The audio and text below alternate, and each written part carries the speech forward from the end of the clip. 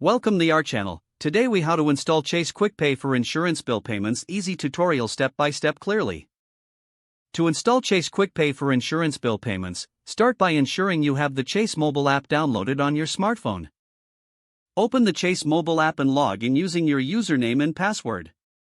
If you don't have an account, create one by following the on-screen prompts.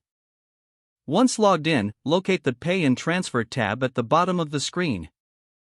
Tap on QuickPay with Zelle to start the setup.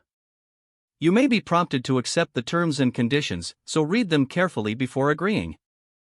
Next, link your preferred funding source, such as your checking account or debit card. Follow the instructions to verify your identity if required. Once your funding source is set up, you can add your insurance provider as a payee. To do this, tap on Add Recipients and select Add a new recipient.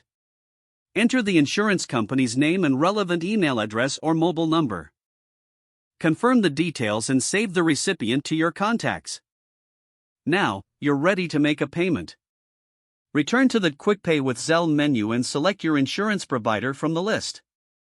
Enter the amount you wish to pay, and confirm the payment details.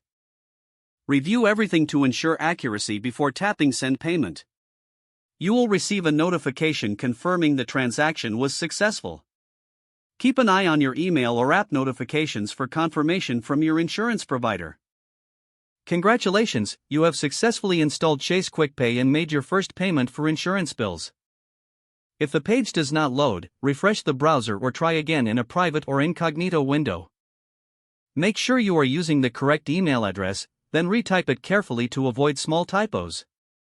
If your password is not accepted, use the reset option and create a new strong password you can remember. Check your spam folder for verification or security emails, then complete any requested confirmation steps.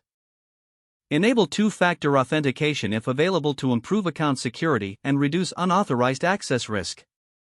After signing in, review your profile details so your contact information and settings are accurate and current.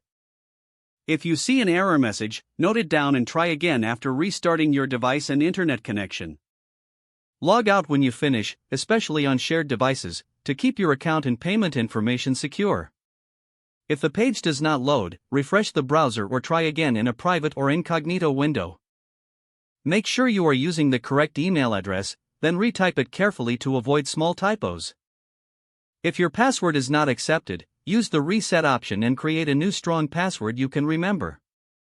Don't forget to like this video and subscribe to our channel for more step-by-step tech guides.